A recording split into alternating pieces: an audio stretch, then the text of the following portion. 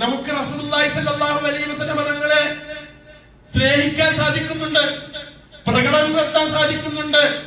ഗസയിലെ മുസ്ലിം സമൂഹത്തെ കൊല്ലാക്കൊല ചെയ്യുന്ന ഇസ്രായേലിന്റെ ഉൽപ്പന്നങ്ങൾ കുട്ടികളുടെ ആ കീസിലേക്ക് ഇട്ടുകൊടുത്തിട്ട് നബിയോട് സ്നേഹം പുലർത്തുന്നവരാണ്. ഇന്ന് കുട്ടികളുടെ വാല് പോകുമ്പോ ആ കുട്ടികൾക്ക് കൊടുക്കുന്നത് ഇസ്രായേലിന്റെ ഉൽപ്പന്നങ്ങളാണ്.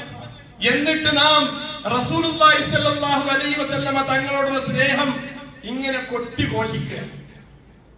ഇതൊന്നും പറഞ്ഞാൽ ചിലപ്പോൾ ഉൾക്കൊള്ളുകയില്ല. കാരണം നമ്മൾ തിരിച്ചു ചോദിക്കുകയാണ്, ഞങ്ങളിപ്പോ ഇസ്രായേലിന്റെ ഉൽപ്പന്നം വാങ്ങിച്ചിട്ടില്ലെങ്കിൽ എന്ത് സംഭവിക്കുമെന്നാണ്. നമ്മുടെ ഇഷ്ടങ്ങളെ, നമ്മുടെ ഇച്ഛകളെ, നമ്മുടെ ആഗ്രഹങ്ങളെ നമ്മൾ ഒരിക്കലും മാറ്റില്ല. നമ്മുടെ കടകളിലെ, നമ്മുടെ അങ്ങാടികളിലെ ഇസ്രായേലിന്റെ ഉൽപ്പന്നങ്ങൾ വിൽക്കുന്നവരും വാങ്ങുന്നവരും ആലോചിക്കേണ്ടത് പുതിയ ഒരു പ്രതിരോധത്തിന്റെ മുകളിലുള്ള യുദ്ധം അത് തുടങ്ങിയിട്ട് 3 വർഷത്തോളമായി. ആ പാവങ്ങൾ ഉപരോധത്തിന്റെ മുൾമുനയിൽ മരിച്ചു തീർന്നത് ഔദ്യോഗിക കണക്കനുസരിച്ച് 89 കുട്ടികളും ഉൾപ്പെടെ 154 ആളുകൾ വിശപ്പ് നിന്ന് മരിച്ചു എന്ന് മനസ്സിലാക്കേണ്ടതുണ്ട്. ബോംബിട്ടിട്ട് കൊന്നതല്ല, അത് എത്രയോ ധാരാളം.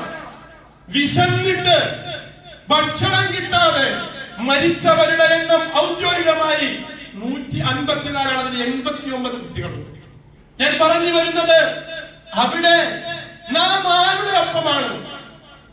റസൂലുള്ളാഹി സ്വല്ലല്ലാഹു അലൈഹി വസല്ലം തങ്ങൾ 3 വർഷം പച്ചരയും പച്ചവെള്ളവും കഴിച്ച് ഉപരോധത്തിൽ കിടന്ന നബിയുടെ അനുയായി എന്ന് പറയുന്നത് ഏതെങ്കിലും ആരെങ്കിലും ഇസ്ലാമിന്റെ, മുസ്ലിമീങ്ങളുടെ, ശരിയുടെ, സത്യത്തിന്റെ പക്ഷം നിന്നിട്ട് ഇസ്രായേലിനോ അമേരിക്കക്കോ ഫാഷിസത്തിനോ എതിരെ പറഞ്ഞാൽ അയാളെ അറസ്റ്റ് ചെയ്ത് ജയിലിലേക്ക് കൊണ്ടുപോകുമ്പോൾ ജയിലിൽ പോകേണ്ടി വന്നത് ശരിയില്ലാത്തത് കൊണ്ടാണ്, ഞങ്ങളൊക്കെ ശരിയായത് കൊണ്ടാണ് ഞങ്ങൾ ഇങ്ങനെ പൂർണ്ണമായും നല്ല വസ്ത്രം ധരിച്ച് പ്രസംഗിച്ച് നടക്കുന്നത് എന്ന് ഫത്വ തരും. അത് കേൾക്കാൻ വിധിക്കപ്പെട്ടവരായി പോയി നമ്മുടെ മുസ്ലിം സമുദായം.